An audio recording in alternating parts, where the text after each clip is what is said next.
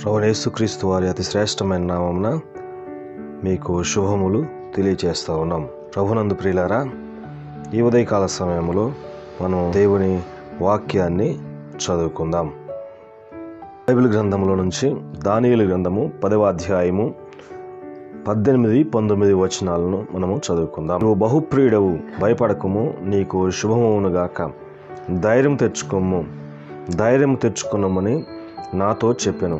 ఈ లోకంలో జీవించడానికి మనకు చాలా ధైర్యం కావాలి. మనం ఈ లోకంలో జీవించే 70 లేదా 80 సంవత్సరాల కాలంలో భయంతో జీవించే సంవత్సరాలే ఎక్కువగా ఉంటాయి.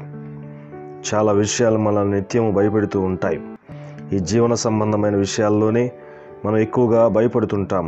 ముఖ్యంగా ఎలా బ్రతకాలి అనే విషయం మనల్ని భయపెడుతుంది.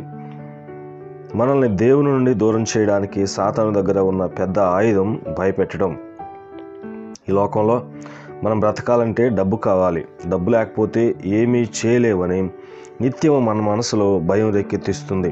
అయితే దేవుని నమ్మిన వారు మాత్రం ఎల్లప్పుడూ ధైర్యంగా ఉంటారు. వారిలో ఒక విధమైన తెగింపు వస్తుంది. దేనిని ఎవరిని లెక్క చేయరు, చివరికి చావు కూడా తెగిస్తారు. దానియేలు గ్రంథంలో మనం చూస్తే షడ్రకు, మేషాకు, అబేద్నెగోను యవనస్తులు దేవునికి వ్యతిరేకమైన రాజు యొక్క ఆజ్ఞను పాటించడాన్ని ఎలా తిరస్కరించారో తెలుస్తుంది. అగ్నిగుండాన్ని సైతం వారు లెక్క చేయలేదు. దేవుని కోసం వారి ప్రాణాలను తృణీకరించుకున్నారు. దేవుని కోసం నిలబడడం కన్నా వీరు జీవించడం ముఖ్యము కాదనుకుని వారి ప్రాణాలను ఇవ్వడానికి సిద్ధపడ్డారు. వారి యొక్క ధైర్యము రాజుని సైతం అబ్బురపరిచింది.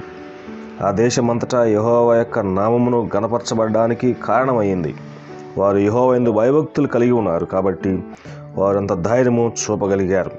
యెహోవా యందు భయభక్తులు కలిగినుట బహుధైర్యం పుట్టించును అని సామెతల గ్రంథం 14వ అధ్యాయం 26వ వచనంలో చెప్పబడతా ఉంది. ఈ లోకంలో జీవించేటప్పుడు మనం కూడా ధైర్యం కలిగి ఉండాలంటే దేవుని యందు భయభక్తులు కలిగి జీవించాలి. దేవుణ్ణి బట్టి ఈ లోకంలో మనం ధైర్యంగా జీవించే జీవితం అన్ని ఎదుట దేవుని నామం గణపరచబడటానికి కారణం కావాలి.